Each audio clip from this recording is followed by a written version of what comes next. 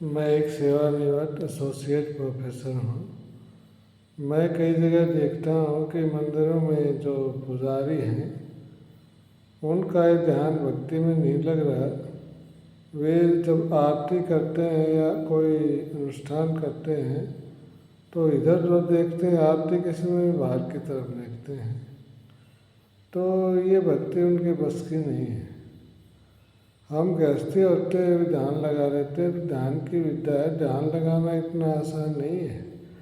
भक्ति करना कोई खेल नहीं है, इसके अंदर ध्यान लगाना पड़ता है और ध्यान लगाना सबसे मुश्किल कला है दुनिया में। एक बार दो शिकारी जंगल में विभिन्न प्राणियों का शिकार कर रहे थे, मार रहे थे। वहाँ पर एक ऋषि का आश्रम था। उस ऋषि ने उन दोनों को रोका और अपने आश्रम में ले आया। बोला, मैं तुमको भोजन दूंगा, तुम्हारे परिवार के लिए भी भोजन दूंगा, तुम ये काम छोड़ करके प्रभु भक्ति में लीन हो जाओ और यहाँ बैठो, ध्यान लगाओ।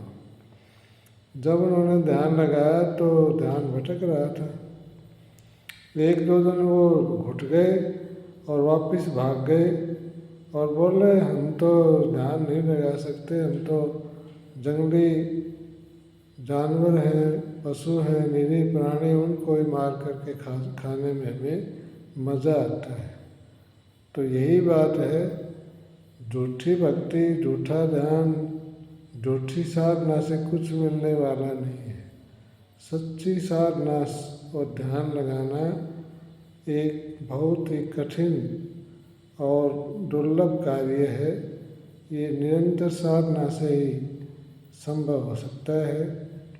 ध्यान मुंह में छुरी बगल में, मुंह में राम राम बगल में छुरी वाली बात है, इससे बात नहीं बनने वाली।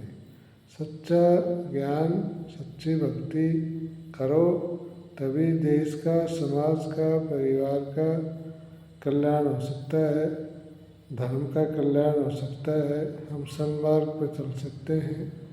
इस कलयुग के जहरीले वातावरण के अंदर जहाँ हमारी युवा पीढ़ी भटक रही है, उसको उचित रास्ते पर ला सकते हैं। अन्यथा विकास जो ये दिखाई दे रहा है, ये विनाश की ओर बिल्कुल ले जाएगा, इसमें तनिक भी संदेह नहीं है।